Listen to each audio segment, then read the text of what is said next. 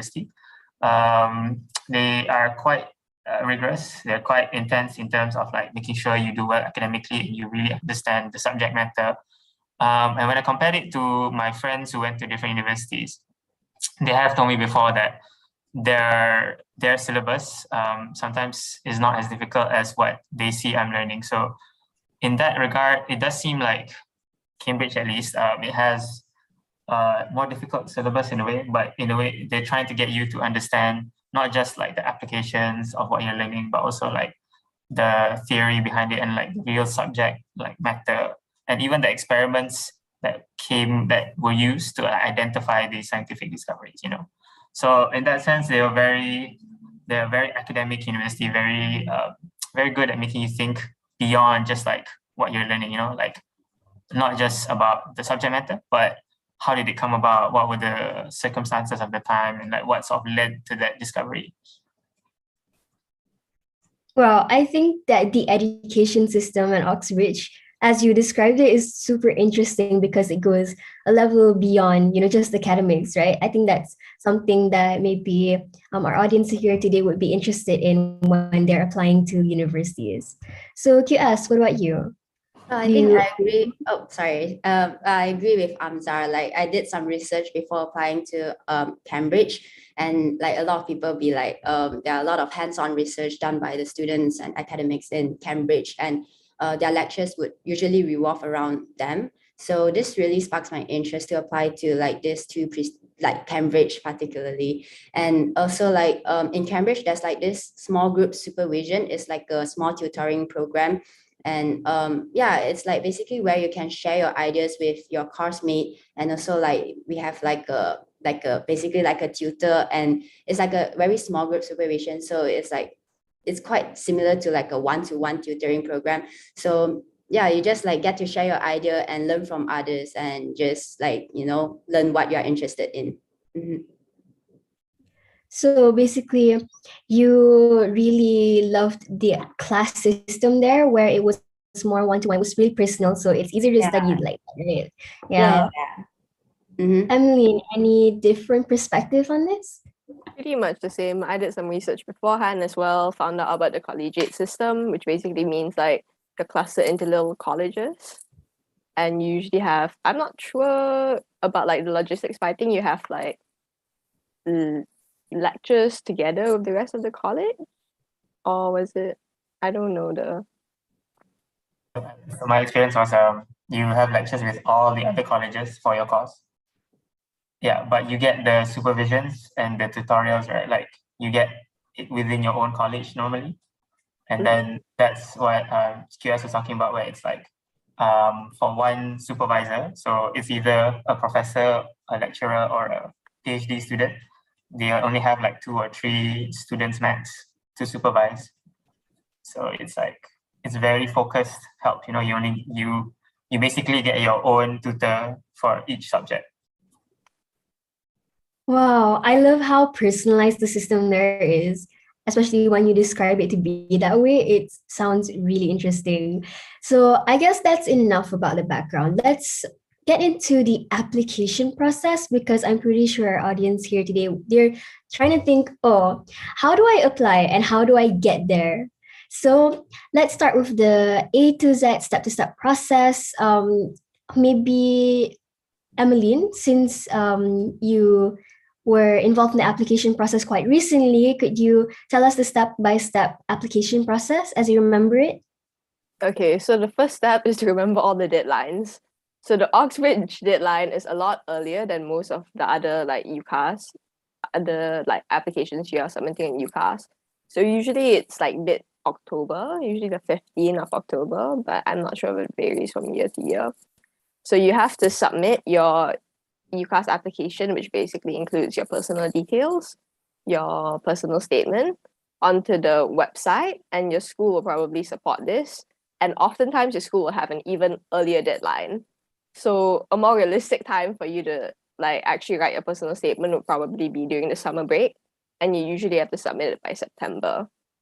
So your personal statement is basically like an academic essay about your interests, about the course you want to pursue, why you want to do it, why you're passionate, things like that. You're basically convincing the school like, okay, I'm passionate enough about this subject to study it for the next 3 years. So after you're done with your personal statement and you've submitted your application, you have to do usually additional entrance exams for Oxbridge. So the registration for this usually will be earlier. I think October, but I might be wrong about that because most entrance exams are during November.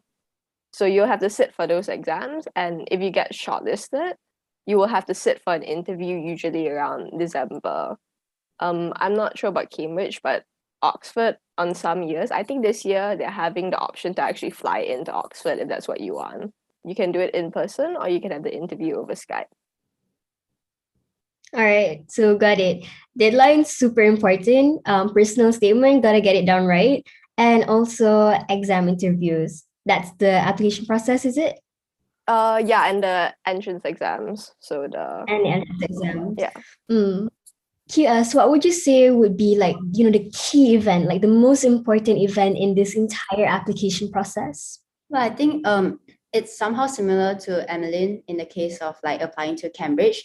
It's just that Cambridge, there's like this, that there are like two different kind of interviews. One is like international team interview, and there's another one is a college interview. And I think Amzar took the college interview, and I took the international team interview. So for international team interview, it's a bit different. So we had our interviews first before we took the entrance exam. So basically those applicants who applied for international team interview have to go through both stages, whereas like college interview, you have to go through, if not mistaken, you have to go through your admission test and then you'll get like shortlisted to interview. So it's like not necessary going through two stages. And yeah, basically the deadlines are really, really important. And in Cambridge, there's like this form called SAQ, and it's like something you have to submit before your interview or before your admission test. And yeah, just you have to submit the SAQ with like your portrait of yourself and like additional details. And also like there's this section for optional personal statement. And yeah, if you don't submit it, usually you won't get a chance to get an admission test or interview. So yeah, deadlines are really important. I'll pass it to Amzar to elaborate on the college interview. Yeah. Okay. So, from my experience, when I got interviewed, I actually applied to be interviewed in Malaysia originally, but they emailed me saying that they actually didn't have enough slots anymore for Malaysian interview. So they told me I had to go to Cambridge to be interviewed. And in Cambridge, the difference is you get interviewed by your college, the college you applied for or got assigned to if you did an open application. Instead of being interviewed by like the team of like professors or lecturers that they send to the country, to like Malaysia, for example. So in the college interview, it is actually my experience is that this was already after all the steps where you send your personal statement, you fill up all the forms that Cambridge asks you to fill up. So during the interview, I actually had 2 interviews, but they were both like academic interviews by college staff, so college professors or lecturers, or even like people who are within just doing their PhDs, they can also be part of the interview process. And I didn't have an entrance exam, basically. So they just told me that because you're not being interviewed in Malaysia, you don't need to do the entrance exam. You just come to the college and you get interviewed in 2 sessions. So yeah, that's basically my experience.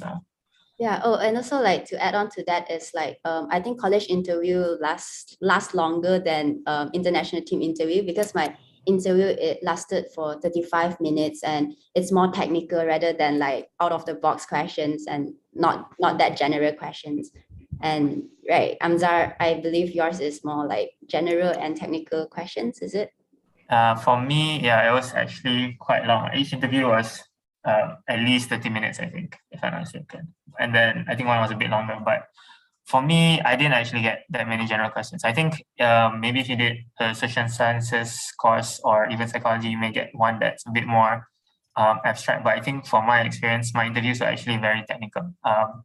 They were all something from the course, from the syllabus or some subject matter that you studied. Yeah, I have something to contrast that. Mine was not technical, not really technical at all. It was more of like based on the concepts, I would say, rather than actual technical things. I'm doing a social science course, so I'm doing econs and management though, and I think you guys are doing STEM. Yeah. So also for Oxford, I think, if I'm not mistaken, that there's no such thing as like international interviews. So you're only being interviewed by like the college tutors and the people working at the actual college itself. So even if you choose to do like an online Zoom thing, they say you won't be disadvantaged because you will still be interviewed by the same people.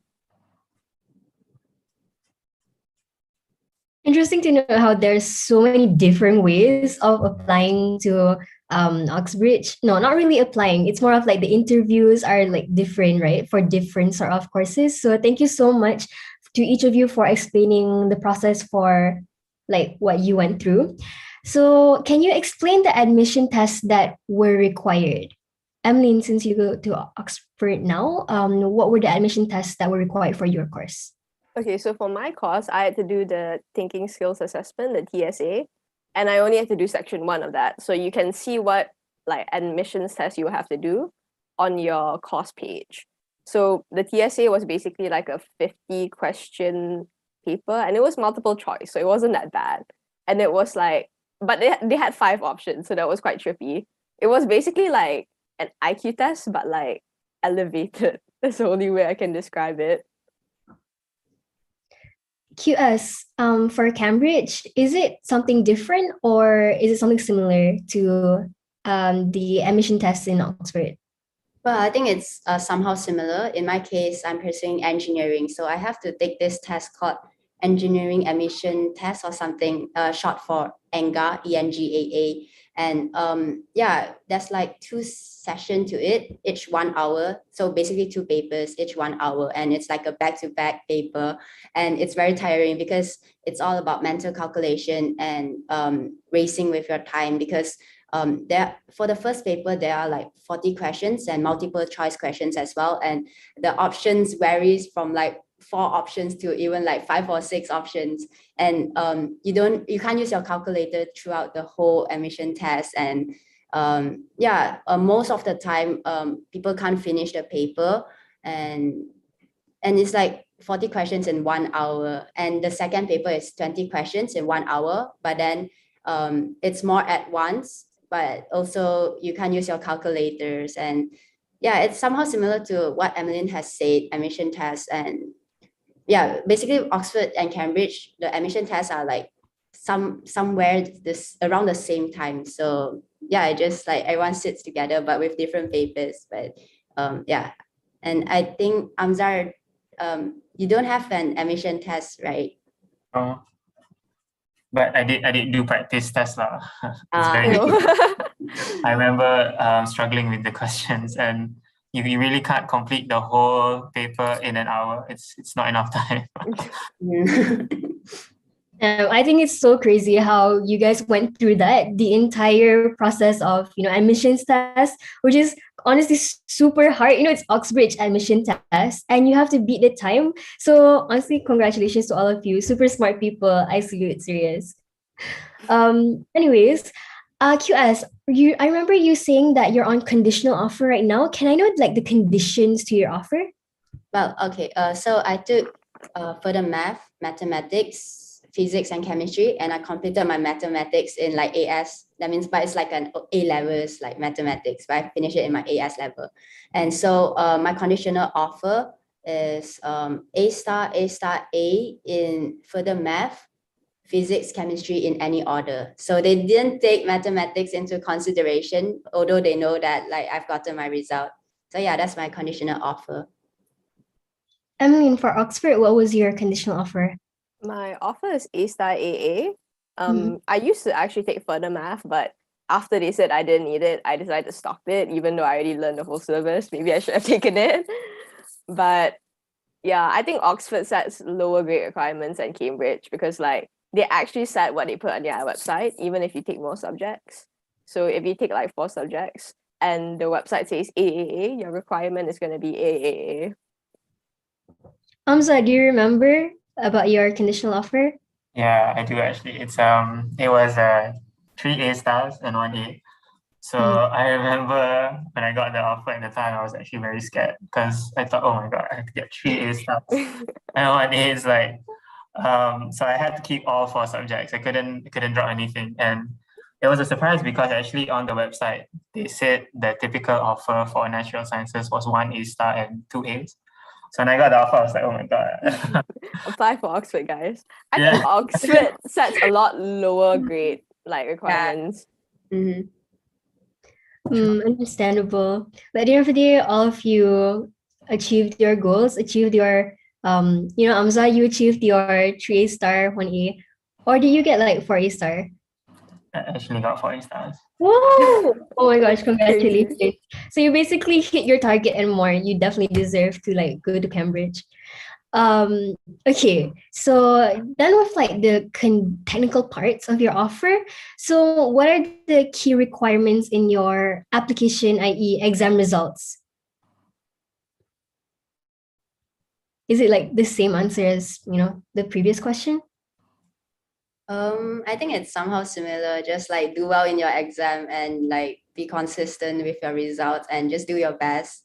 And yeah, in fact, I feel like in Oxbridge, admission tests and interviews are really, really way more important. I mean, of course, you have to like, care about your A levels, but do a lot of practices from like for admission tests, like past year papers, because that's where you can stand out from the others. And in the case of like interviews, just do a lot of mock interviews with like people people who are who graduated from like Oxbridge. Yeah. Mm-hmm. Yeah, I have something to add on to that. Like the admissions test for my course is how they mainly judge you because there are so many applicants, all from different backgrounds. There are going to be people applying from IB, people applying from A levels, Australian program. Like how they really test everyone is using the admissions test because it's a level playing field according to them. Usually you can just practice for it by doing all the past years. And yeah, if you get past that stage, the interview is also really important. Surprisingly for my course, one thing a lot of them also looked at was our IGCSE test scores. So don't be discouraged if your AS grades aren't that good. Like you can still apply. I I agree with think that. sorry. Yeah, just want to add on a bit. Yeah, like what Emeline said, where people are applying from with all sorts of different qualifications, right? I have a friend who did STPM, managed to get into Cambridge as well. So it's very important that you do well on that assessment. And if you don't get like an assessment, then the interviews. And you have to make sure you show that you've been academically consistent throughout your whole education. Make sure that you're doing well throughout, and maybe there's a dip, you can just like try to average it out, improve it over time, like in your next exam kind of thing.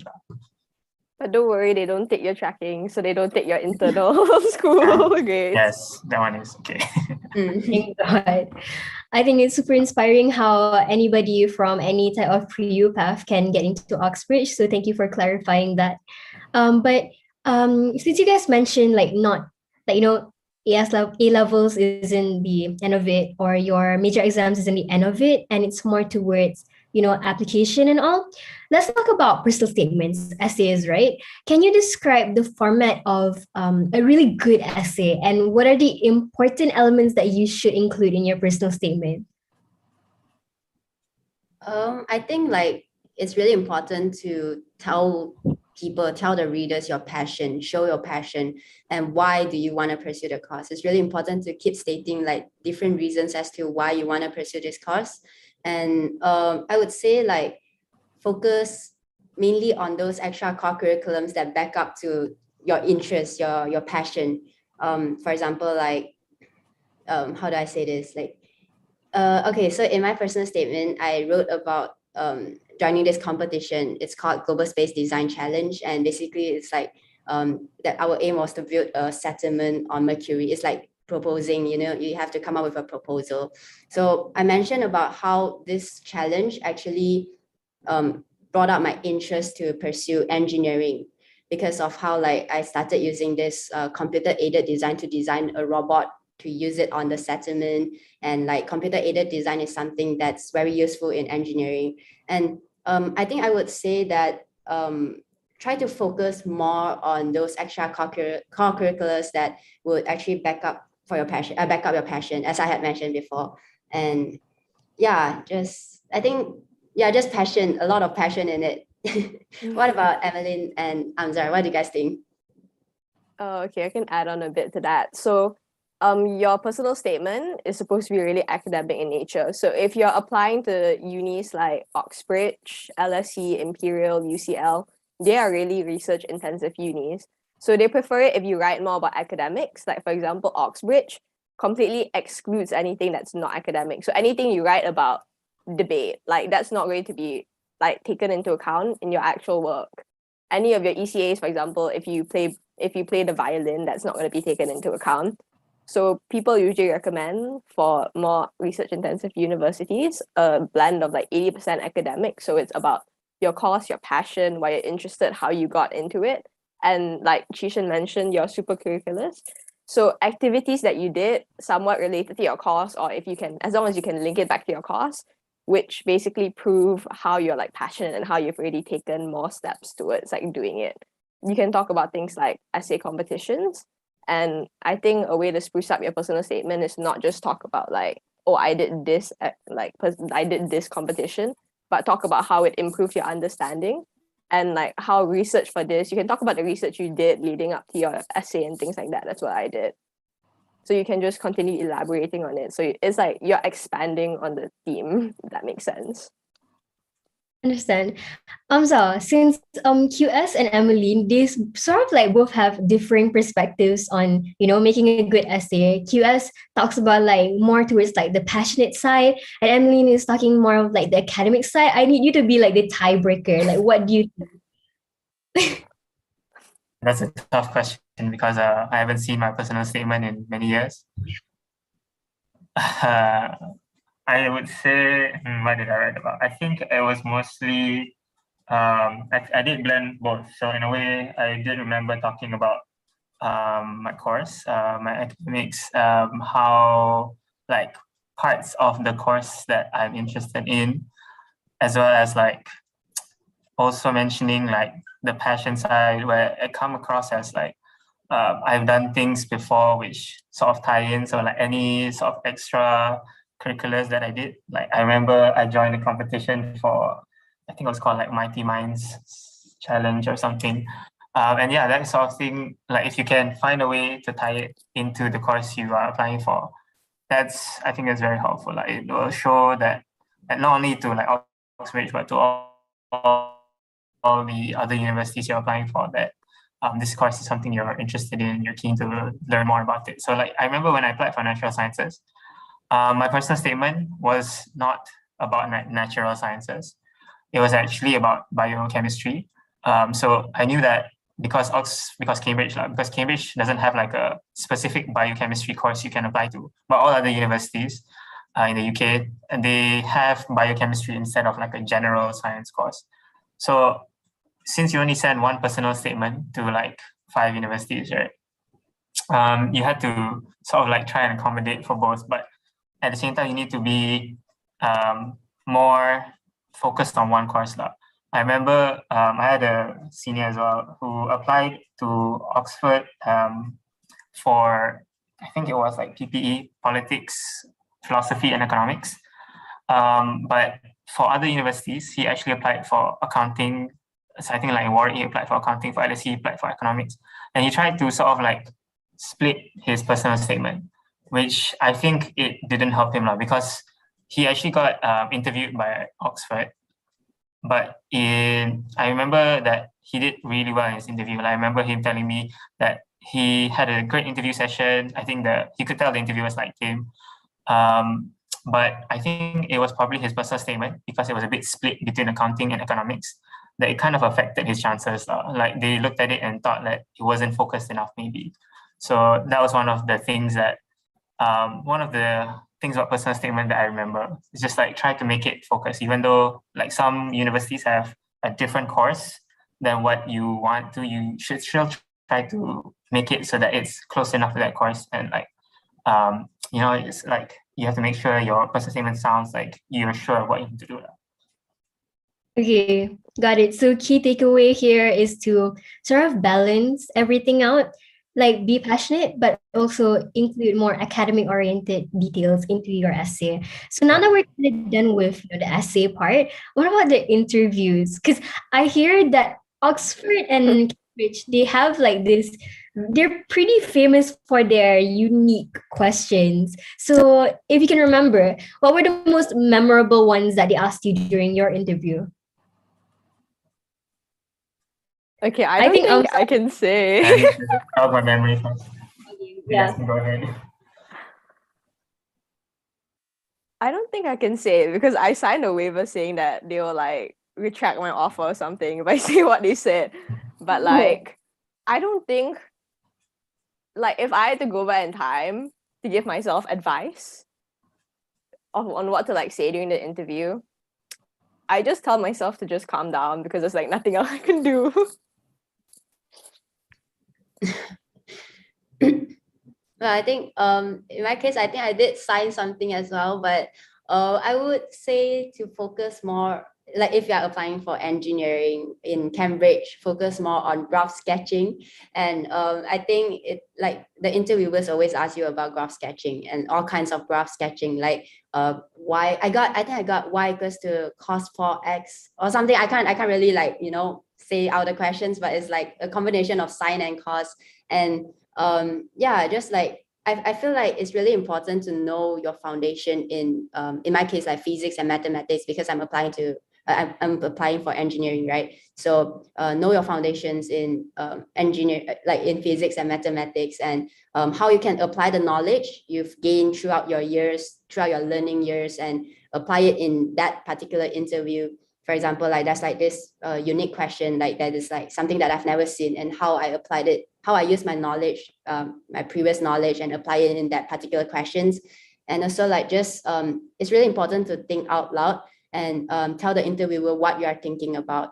And what else? And also, yeah, just like whenever you give whenever you like, you just suggest an answer, be very firm with your answer and give your reasonings. Like I remember, like there's this question, like they asked me about something and I have like my own opinion on that, and the interviewer was like, oh, actually this for this question it's supposed to be this answer. But then I didn't actually like corrected the interviewer, but I said like I just like gave up my reasons, like why would I think that way. And yeah, and I think that's like something you should focus on, like just be yourself and think out loud. Yeah. Yeah, What about Anda? Okay, so for me, okay, I don't think I had to sign a waiver saying I couldn't share my question. And I actually wrote an article about what questions I was asked. I think it's online somewhere. I actually look for it and then I'll share with you guys what the questions were. But in general, it was similar to QS, and then it was saying in the sense that they will ask you very technical questions. They want to know that you have a firm grasp of the fundamentals of your course, the course you want to apply to. So they want to make sure that you understand the background and everything. And yeah, like what Kias was saying, it's important to show your thought process and to talk about your thought process. Like actually talking about your thought process. Like when they give you a question and you write down like the steps you're doing, right? It's good to tell them what it is you're doing in each step, because they want to know that you are able to like talk about it, you're able to like reason it out properly instead of just having it all in your head, because you might know how to do it, but because of the technical nature of the interview, right, you actually don't end up talking as much. You end up doing the work on a sheet of paper that they give you. So like they give you a question and then you have to actually like write out what each step you want to do. So it's actually kind of like quiet for the most part, unless you say something. So if you don't actually say something, if you don't actually talk about your thought process, then it'll just be a quiet interview, and then they'll just like go on to the next question when you're done with that. And it's also important to sort of like have an open mind and be willing to learn, because they want to know, these people who are interviewing you will also be the supervisors who will be supervising you. So like the 1 to 2 and 1 to 3 tutorial sessions we were talking about earlier. So the same people who are interviewing you will also be your supervisors. So in that sense, they need to know that you're someone that can learn, someone that will be open to like learning new concepts, to taking in feedback, to sort of be open to change your current understanding if it's actually not as accurate as you think it is. So that's the kind of students they want to teach, they want to take in, because when they see that you are willing to learn, you're willing to change your current views, then that's the kind of students that they sort of like catch their eye. I see. So basically, these interviews are just a sort of way to impress your future lecturers, right? Can I add on something? I think that the interview is also like Amzar said, to test your teachability. That's what they're looking for in your interview, because the people who are interviewing you, they're going to be taught by some of them, especially your college tutors if you're having a college interview. So what they really want to test is how teachable are you? Like, are you going to fit into their tutorial class? Like, that's mainly what you're testing, because by that stage, they would have really shortlisted everyone who they thought was good enough to like potentially be at Oxbridge or like academically wise lah. So they're really testing your teachability, whether you are able to like logically lay out your thoughts and not just think them in your head, if that makes sense. Definitely makes sense. But talking about teachability, talking about classes, lecturers, all of that, could you describe your A-level education in KYUEM in terms of teaching and learning experience? And how did that affect you? How did that help you with your Oxbridge application? QS, maybe you should go first since like you just graduated, right? Okay, sure. I think frankly speaking, initially, because like there's like this very big gap between IGCSE and A levels, and obviously I had like really tough times like coping with like the gap, and like and like especially like I have like no friends from my previous school coming to that school, and but then like eventually like you get to know a lot of people in KY, and because like it's a boarding school, so you have like you can develop a very strong bond with your friends and your chalet mates or like housemates. And also like the teachers there are really supportive in a sense, like for example, like when I encounter a problem, even if it's like outside of classroom problems, I would actually ask the teachers, and they are really helpful and they're really willing to help. And it's basically because like it's a small community, it's like a boarding school, and it's where you learn to be more independent, and you create like you develop like strong bonds with like new friends and like people who share the interest with you. So people there are really supportive and really nice. And Emeline is like my batchmate too. Would you like to elaborate on that? Yeah, I think the community in KY is really nice, like your friends and everything. Like if you have a problem in math class, I had a lot of problems in math class. I would go and knock on my roommates. I'll be like, please help. So that would be like basically every other day. And I think it's really, the community is nice because everyone is friendly and everyone is willing to help. And also everyone is really supportive. Like if you go, hey, are you applying to any instant uni name? And they go, yeah, don't apply together. Let's look at colleges together, I you agree know? on that. I mean, like, people are kiasu, but it's like friendly, you know? It's not they're like, very helpful, but kiasu, but helpful. yeah, it's not like I'm kiasu, so I'm gonna one up you, you know? It's Yeah. sort of like, oh, okay, let's all do this together, you know? Mm-hmm. Yeah, and I guess coming from someone who's been through like the Cambridge system already, right?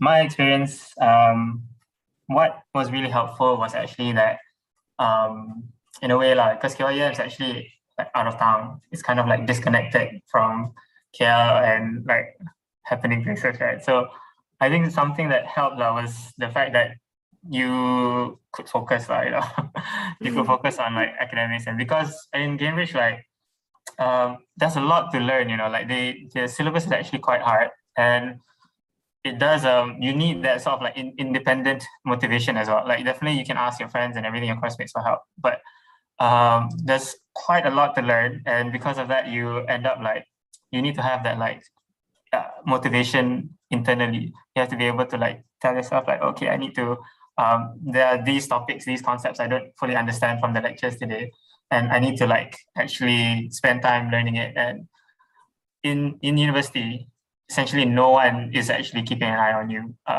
You have to have that independent, like kind of like internal motivation of things. And I think in KY, that actually did.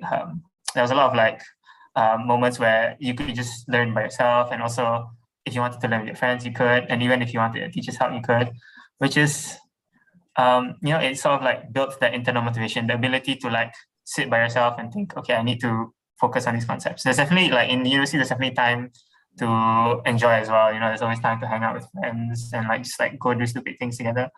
But there comes a time, like especially close to the exams, where you do need to sit down and like actually focus on things. And I think my experience in KYUM is being able to like being sort of trained in sitting down and just like focusing on a subject and learning, it helped lah. Because I think I would say in like Oxbridge there'll be, at least like being overseas and in the UK, there'll be more distractions than there are in KYUM. So there's definitely that sort of that aspect of it, like just being able to internally motivate yourself to do well in the academics as well. I love that strong sense of bond and community between QS and Emeline. I also love that passionate, self-motivated, disciplined sense of self that Amzar has. So I mean, I can kind of see that ideal candidate in each and every one of you. So how about share that with our audience today on what do Oxbridge tutors specifically look for in an applicant? I know we sort of discussed this earlier on about like being teachable and all, but do you have like any more specific tips what an Oxbridge tutor is looking for?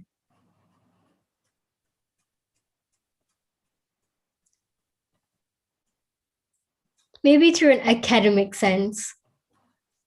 Yeah, I think for me, in terms of academics, definitely being internally motivated and being teachable is very helpful.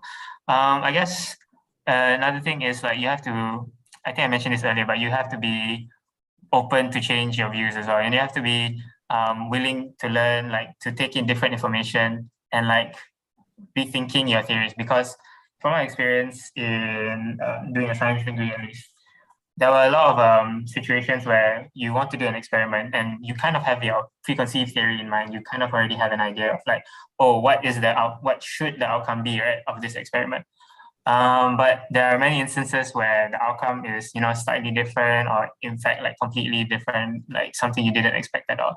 And then that's when you have to be open to the idea of like, maybe there's like a different method at work, or is there a different idea that's more important than another theory, that kind of thing. So just having that openness is important, at least when it comes to like, rethinking ideas, and when it comes to like arguing and reasoning out why something happened. I think the thought process that goes on in the interviews is where you truly show your sense of self, right? So QS, kind of want to know, how do you convince the university that you have like a committed interest in your applied degree? How do you show them that you want to study at Oxbridge?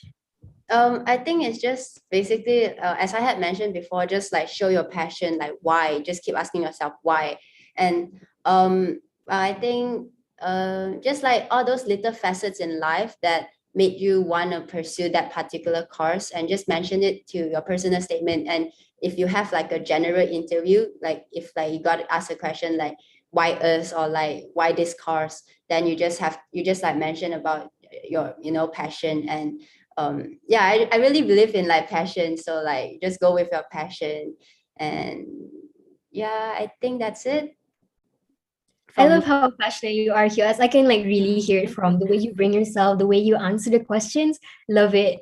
So how about Amzar and Emeline? Are there any specific personality traits or skills, achievements that you exhibited in your writing or during the interviews? Anything that you portrayed to get into Oxbridge?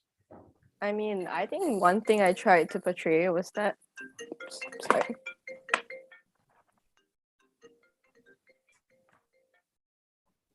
Sorry about that. I think one thing I tried to portray was like that I had structured reasoning, and that although I didn't exactly know a lot of things, like, because I'm still like, they don't expect you to be perfect. You're literally an A-level student, or like you're literally an 18-year-old. Like, they don't expect you to know everything. So I try to portray that even though I don't know everything, I'm first of all willing to try. And second of all, I will find like methods, like I will develop methods to try and find answers to the questions they were giving me. I think I use the same like themes in my personal statement. So instead of like a lot of splatters of like different ideas, I tried to like make it one cohesive like piece of work. So you could see that a lot of the essay competitions I did, a lot of the themes, a lot of the books I read, everything like ties into like a specific like theme. So I think that was what made my personal statement like stand out, I guess. But also my personal statement was only for economics and not economics and management. So if I'm not wrong, Oxford specifically, like they look less at your personal statement because they know that other outside influences might have like had an effect on it. So they really look at your interview and your admission test way more than your personal statement. Yeah. Hamza, what about I think, yeah, Emeline's point is, it sort of like strikes a memory in me. There's one question that I remember getting in an interview where it was completely something I had never learned. So it was a completely new topic. It's just like they ask you, "Oh, have you ever seen this topic, right? This like specific concept?" And I tell them, "No, I haven't seen it before." And then at that point, they actually taught me. So they spent a few minutes to teach me like the basics of the topic and like what's important to look out for. And then in that moment, right, they'll continue to ask the question about the topic, about the concept you just learned with them. So being able to like, structure out the reasoning, like, so based on the rules they taught you, right, the basic concepts they taught you, and then you sort of build up how you get to an answer, right? That's actually very important. They want to see that for any, like in any situation when you're even given new information like this, like what are some previous knowledge that you can use, and what are the steps you take to actually get to a reasonable answer. It doesn't have to be a correct answer, but like a reasonable answer that makes sense within the rules that they've already given to you. From talking to each and every one of you right now, I can sort of like see the similarities between like all of you. And I think that's probably why Oxbridge chose you, is because of your thought process that's really interesting and unique. And you were able to, portray that to them in your interviews. I think that's really great, especially you, Amza. The fact that you didn't know the question at first, but then you sort of like used your thought process and critical thinking skills to, like cover it up. I think that's super cool. So considering that all of you are already like, these high achievers, what is your general piece of advice to students who want to apply to Oxbridge? Well, I think just go for it, because you never try, you never know. And yeah, just go for it. Like, don't be scared, and just don't be scared of rejection. And I remember in KY, the university relation team, Poncast, which is in charge of the university relation team, she always mentioned to us like, this Oxbridge application process, the outcome doesn't matter, but what matters is the learning process. And frankly speaking, throughout this whole application process, I learned a lot in such a short period of time. And yeah, I learned to like, cope at like time management, like because I have a semester exam, I have to like do past year questions for admission tests, and also prepare for interviews and so on, and everything just come together at once. But it's like I feel very busy, but it's like very satisfied. And because like how I've learned a lot, and I believe like I've gone through like a like very tough process, but yeah, it's like a learning process, and you just like get better along the way. And yeah, just like don't care about the outcome, just go for it. Yeah, Just go for it is advice. I love it. Emeline, what about you guys? I think the most important thing is to actually apply. Like, don't just say you're gonna do it, like actually do it. Because like, if you keep thinking like, what if I don't get in? You're basically neglecting the possibility of, oh, what if I actually do get in? Like, what happens then? Yeah, because like I am the like literally the last person you would expect to get Oxford, and I'm not even joking. Like, I'm not the best academically. Like, if you look at my class in KY, right? Like, if you cut the class in half and you cut it again, I'm probably in the bottom 25% lah. Most of my classes, maybe other than econs lah. Like, I remember like doing my first sem, I got like 9 marks on one of my papers, my math papers. It was so bad, and everyone was like, "Yeah, the test was actually not bad." Right? I was just there like, my lecturer was in front of the classroom facing around. I was just trying not to cry. I was just like, so like, if you guys like genuinely just go for it, because even though you might not get in, and it's a realistic thing because a lot of people don't get in, like a lot of people I think are really deserving didn't get in as well. But like, I think everything might not happen for a reason, but I think you learn something out of the process. You learn either about yourself or like maybe the course isn't for you, because that's a really big like what if as well. Because there's no point trying so hard getting into a uni and realizing that the course, the teaching style or something about it wasn't for you. So I think that's also a really good thing about the interviews, is that they're testing to see whether you'll fit into like their college system. Yeah, for me, pretty much what Kias and Emeline said, except just like, don't give up, don't be disheartened. So even if you do badly in the first few exams and tests, or when you do like A levels, for example, you do badly in the tests, like the first few ones, it's okay, like you don't have to give up yet, because you never know if like Oxbridge actually does see something in you, and even if you don't get it, like it's okay. I remember once I attended actually like a outreach program that my college did actually. It was for the local students in the UK lah. But the outreach program, the counselor basically said like upfront, like, you like it's such a small percentage of like people who actually get into Oxbridge, because there's so many capable candidates, so many people who are applying. So like it's always unlikely that you'll get it. But when you have your UCAS application, you have 5 universities, and you can actually just like make Oxbridge one of your options, and the other 4 you can then like take more reasonable choices. It works out. You just try your best, and don't be disheartened if you don't get it. Don't be disheartened if you don't do well initially and you don't think you're worth it. I think sometimes you'll be surprised about what you can find in yourself when you try. Just try, and don't give up. Thank you so much for the heartfelt advice. Well, I think a lot of people struggle with insecurities, especially when you're like looking at these like, top universities, or can I enter? Is it okay for me to apply? So I think that the advice that each and every one of you gave was really needed. Moving on to this one question is specifically for Amzar, since you're already studying there, but how did you handle the stress and expectations to keep, a high academic excellence while still being active in extracurriculars and still having a healthy study life balance?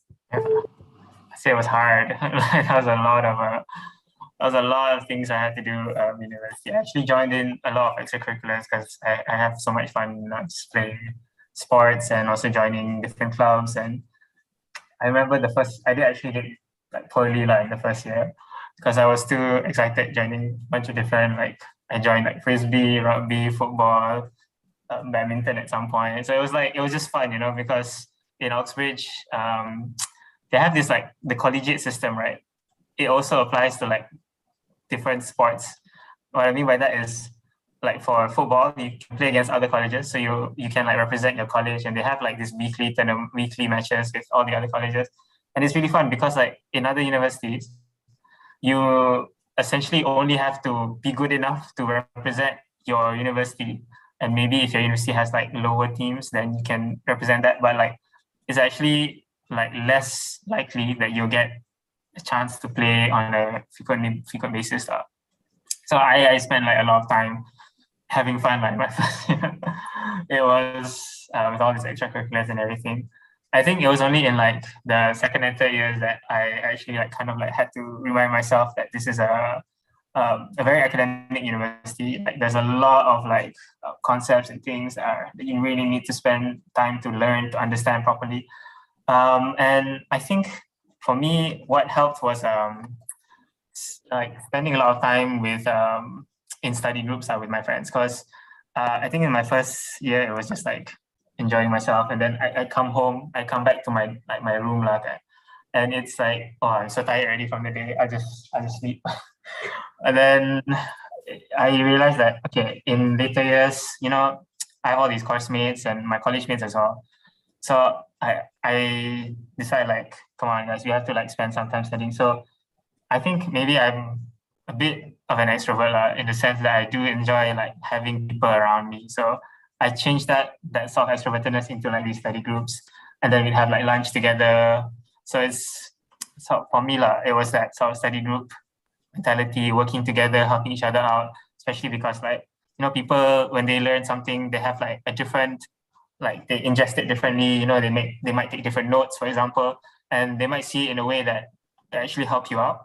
So sometimes like you have to remember that you can't just keep everything to yourself, like how you understand it might not be the best way, and sometimes your friends actually have like a better explanation. So my suggestion is to like, reach out to your colleagues and like try your friends out and try to work together to, like sort of understand the concepts better, try to like pass papers together more, and then you'll see where like how your friend does it, and can you improve using that, and maybe your friend can learn from you as well, like if you learned a certain topic a better way. So this is on top of all the extra like supervisions that you already get, right? Like your 1-2s and 1-3s with your PhD. So on top of all that, I think that sort of like group study and like working in the libraries, because Oxbridge has a lot of nice libraries. So just like working together in the library, like is really helpful for me. I'm not gonna lie, I think Cambridge sounds super stressful, but at the same time it sounds fun. So I'm so glad you got to have a lot of fun there while at the same time being productive. Really amazing. So we're nearing our last few questions here. So I'm just gonna remind the audience that you can drop a few questions if you want in the Q&A box. And after we're finished with our set list of questions, we're gonna head on to the Q&A, and yeah, they'll answer your questions. So now let's talk about courses. Can each and every one of you describe the course you are taking in your university, how the structure is going to be like, how much are the exams, how much are the coursework you're going to do, if you know? Amzar, you. Oh, okay. No, yeah, Amzar first. Okay, so I think my course, they actually differ in different years, because I remember for natural sciences, the first 2 years are actually a general science course, so you can choose like different sciences. I remember doing like biology, but like first I did biology, chemistry, evolution and behavior, and like another math subject. So it's like a mix of subjects. Like it's not very specific science yet. And my second year I did like pharmacology. I think so. It's like pharmacy and drugs and stuff. And in my third year I specialized chemistry. But if I'm not mistaken, throughout the years, there's 30 to 50% is coursework, and another like 50 to 70% is the exams. So at least in my course, the exams were quite important. I remember like the final exams, they don't have like semester exams even. They only have like a final exam that you have to do well in to get a good grade. And the coursework does account for some of it. But most of the time, the exams were more important in my course. So I remember, that's pretty much how my course was like. Yeah, for like engineering in Cambridge, I read through the website. It's somehow similar to a natural science, like what Amzar had pursued. It's like 2 years of general engineering. And unlike other universities, you apply for like specific engineering, like mechanical, electrical, and electronic engineering.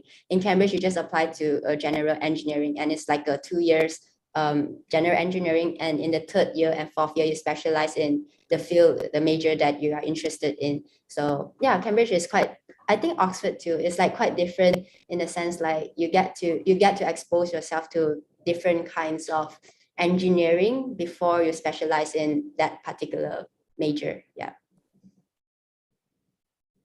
Emeline? Yeah, so my course is economics and management. So it'll basically be around, I think I have a few modules I have to take in my first year, like compulsory ones that everyone has to take. And then after that, I can choose between economics and management courses. If I'm not wrong, my exams are all 100% exam based and all at the end of the third year. So that's going to be really fun. You're gonna have a fun first 2 years, and then your third year will be very stressful. Fine. Okay, thank you for describing the course you're taking. Okay, now on to colleges, right? What factors are most important when deciding which college to apply to? For me, I actually applied to the open application, so I didn't mind what college I wanted to go to like first. But then, from my experience being in Cambridge, right, I do realize that some people value different things differently. So definitely do take into consideration the distance of your college from your lectures. So if you don't mind cycling in 20 minutes every day to your lecture, then you can go to any college essentially. But if you are the type who wants to wake up as late as possible and you just want to take like 5 minutes to walk to your department, do take that into consideration, the distance of your college to your department. There are a few other factors, but maybe I'll let the others talk about it. Oh, well, so I actually applied to St. Catherine's College, but I got put to Newnham College. And but these two colleges are they are like medium-sized college. And I think one of the factors that you have to consider is the size of the college. For example, like in Cambridge, Trinity College and King's College are considered like those big colleges, like where they recruit a lot of undergraduates. And like in Newnham, it's lesser graduates, so it's better. I like the small community, but not too small, so I chose like medium-sized college. And yeah, as what Amzar had mentioned, distances, and also like the facilities available and in that college, like all those like little factors, and also like accommodation, the price of the accommodation, and so on. Yeah. Okay, one more thing to add on is accommodation. If you're an international student, maybe you should look for like a college that like offers a com for like a longer period of time, because I think mine only does for like 1 or 2 years and then they kick me out to find my own. I didn't look at that when I was applying. Also, one thing you might want to look at is like the wealth of the college, because it might come in the form of like subsidized meals and like subsidized housing, so rent and food might be cheaper. Yeah. Thanks for the tips. I'm sure our audience will keep that in mind when they apply for the colleges. So this question is more towards QS and Emeline. What are you most excited about for when you attend your university? Emily, would you like to go first? I want to see a new country. I've been in Malaysia for too long. I think, yeah, same actually. It's a bit exciting to, especially like Oxbridge, they have like this very Asian like buildings, and it's like really amazing. And they are like one of the few colleges that have one of the few universities that have like collegiate system. And yeah, it's a very nice place, and people, I'm very like keen to know people there who share the same interests as me, and yeah, learn from each other and so on. I hope you guys have a lot of fun there. Amza, can you basically describe how living in a different country is to study there? It's a lot of fun, Definitely like something I enjoyed.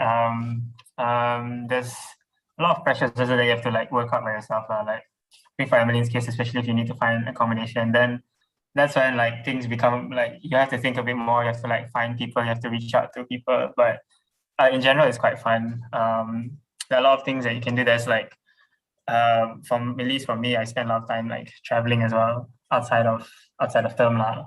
Okay, like actually during term also I did travel a bit on the weekends, but so there's a lot of sort of like freedom and independence to do what you want. And the people there, at least in Oxbridge, from my experience, they are generally quite friendly. They are quite sort of mixed up from different countries as well. There's still a lot more locals than internationals, but I think it's like a good mix, like maybe like 70-30, so 70% local, or is it like 80-20? A lot of them are, at least they used to be from the EU lah, because back then like EU and homes and like local students were all considered the same. Now because of Brexit, I'm not sure what it's like anymore. But it's still like, at least from my experience, it was a fun mix. You get to meet people from all over the world, and like they're very like, I think like very smart people, but also I'm surprised by how chill they were as well. You know, they're very like, they're not just studying all the time. They love to hang out. You know, they just love chilling together, going, you know, there's this one, so on the river, right, on both Oxford and Cambridge rivers, right, you can actually go like punting, which is where you just like get a boat and you have this like really long stick that you use to push the ground. So I spent a lot of time punting with my friends back in uni. So a lot to look forward to. Too much to say here, really, but yeah. Thanks, Amza. QS, Emeline, I hope you guys have that sort of fun experience in your university. So this is the last question for today for our set list of questions, and this is for Amza. But was there anything that you really didn't expect when you start your degree? For me, the main thing was the academic like level, because I thought like coming in, like, you know, I've done really well so far, like I should be able to do it. But then the amount that you actually learn and like all the detail to which you learn each concept, right, is like a surprising amount. You know, sometimes it's quite a lot to learn, and you'll be surprised by how packed your schedule will be just from the academics. So I was definitely surprised by that. Like, for example, in natural sciences, you not only have like lectures every day, but you also have labs almost every day. So like every evening you spend in a lab, you know, like almost every evening. I only had one day off, I think. And actually I even had lectures on Saturday morning. So that was not fun, but I got through it, and I think that was the main thing that I found like, wow, what a surprise. I guess like another thing that I think this is more general to most like UK universities, like it's just like the general culture change. Like you won't expect it, like maybe if you a bit more metropolitan, like you're within KL, maybe you feel a bit more like open to things, but it's quite a different culture. They're very open, they're very outspoken in their thoughts.